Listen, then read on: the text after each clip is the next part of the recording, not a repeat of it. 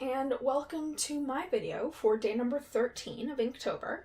Now, first things first, I want to kind of address the elephant in the room, if it could even be called that. And I just want to say that if I sound tired, it's because I absolutely am. As of the recording of this video, because of a number of circumstances, I probably only slept for around 3 hours. And on top of that, I also couldn't record this audio as early as I wanted to. So not only did I get a limited amount of sleep, but it is also much later than I typically record audio. So if you could bear with me on that, it would be greatly appreciated. Now, enough about that. Let's talk a little bit about this piece. At the end of the last video, I picked the prompt for this one, and the prompt that I picked was the phrase, "the end." And because the prompt itself was fairly vague and cryptic, I decided to take my art piece in that direction as well. I wanted the piece to feel just as vague as the prompt felt to me when I read it. So more so than anything else, it was a mood or a feeling that I was trying to capture. At first, I did think about taking it very literally. I was kind of toying with the idea of a graveyard, and I did a few little thumbnails revolving around that. But eventually, I ended up going with this character. I had just done a little sketch in my Inktober sketchbook, and I really liked the way that their face turned out. And when I was doing that sketch, the kind of idea I was working with was the concept that they looked kind of undead, or it could be interpreted that way. I think it's fairly obvious the ways in which I tried to achieve this, but I suppose I will put them out there anyways. And I primarily worked with the whites of the eyes and the stitching across the face. I also liked the idea of this character's body not being very well defined, and so I didn't actually give the outfit any sort of sleeves, and instead had it as one large piece of fabric draped around the shoulders. However, I do kind of wish that I had gone with something a little more cloak-like, instead of this particular style of collar alongside the buttons. Since, to me, as far as the mood or concept of the piece is concerned, they feel a little out of place. And then to kind of tie together the composition and this character with the rest of my Inktober project, I added a tree that was very reminiscent of the tree that I did in day 2, although it is on the other side of the illustration, as well as the white eyes peeking through the darkness that have appeared in a couple of my other pieces. As far as the actual interpretation of the piece as a whole is concerned, it could be looked at as the character already being at the end, or that the character could mean the end for the people that they run into, or possibly it could be both. I just really wanted to go with that sort of vibe. The idea of a slightly ominous type of figure whose intentions are not exactly clear.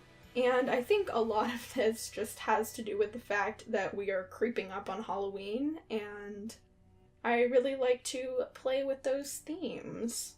The piece also kind of reminds me of the Grim Reaper, that this character could be some sort of interpretation of that.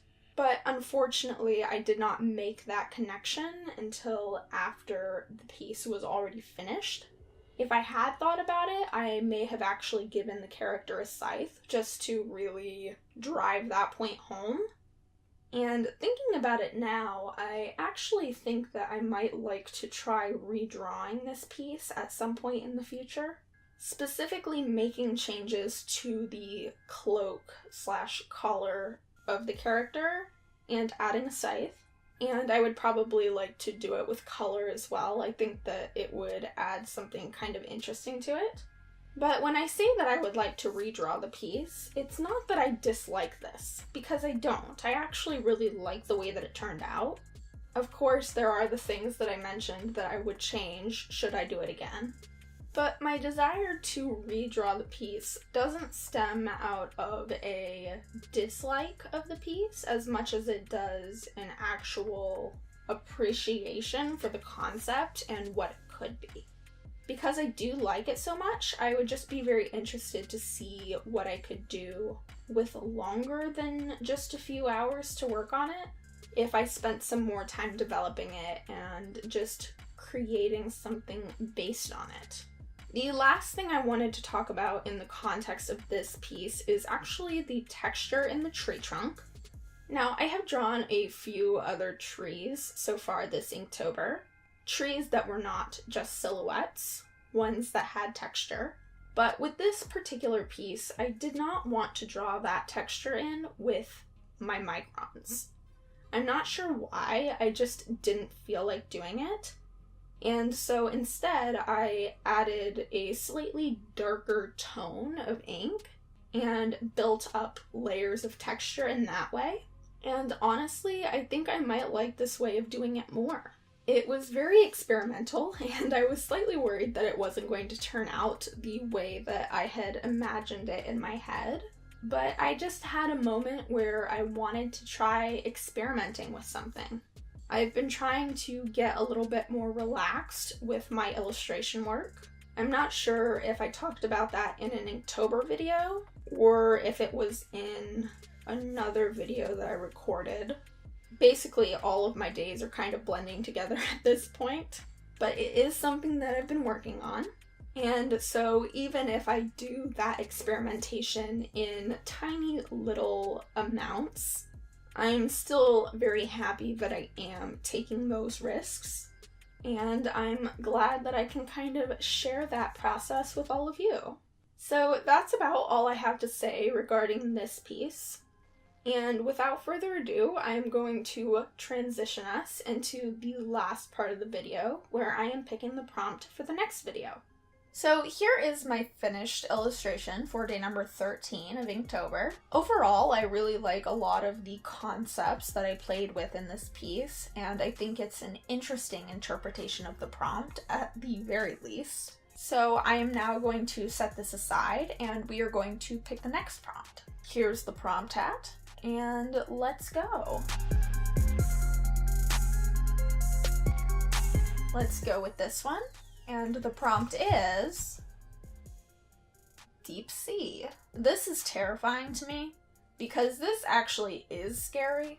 That little creepy doll painting also creeped me out. This one kind of like made me uncomfortable. But the thing about the deep sea is this is like real life creepy, whereas this is just kind of creepy in theory. But there is so much of the ocean that is unexplored, and I don't know why I put this in here. I specifically wrote and selected all of the prompts myself. So I'm not sure why I decided this would be a good idea, but it is what it is, and I'm going to work with it.